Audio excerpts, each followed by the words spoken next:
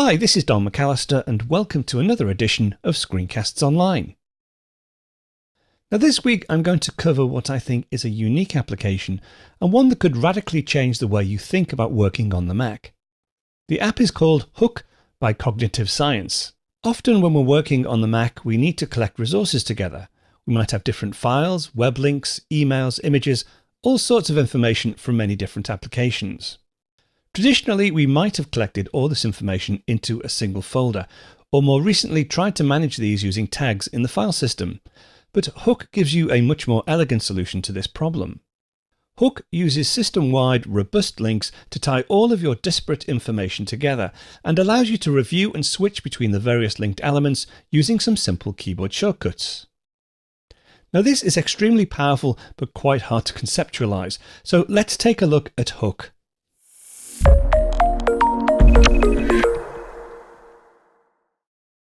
So here we are across over on the Hook website. Now this is at hookproductivity.com. And I have to say it's very rare that I'll cover a beta release of an application, but I was so impressed with Hook that I've made an exception in this case. It's currently very near the release of the Golden Master, which may already be out by the time this tutorial is published.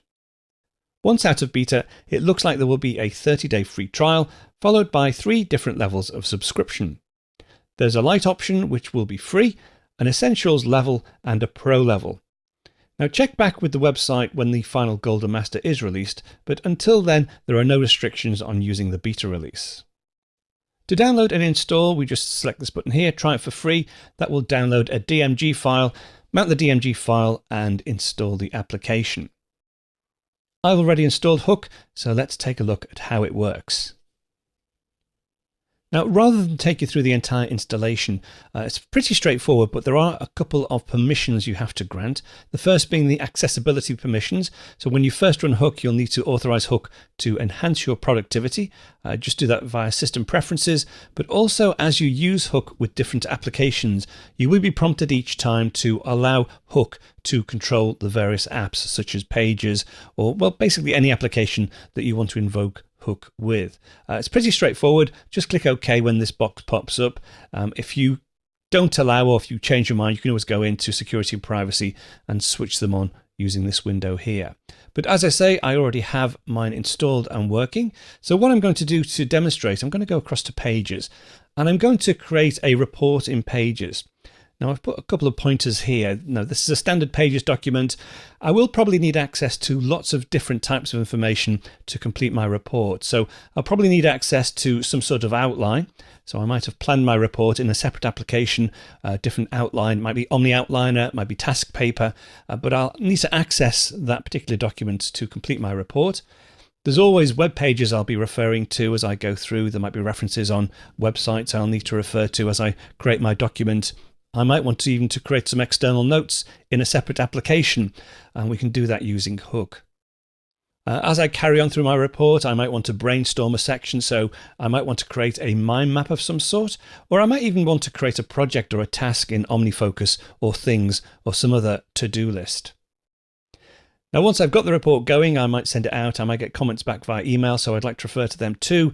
And perhaps when I've finished, I might want to accompany my report with a presentation.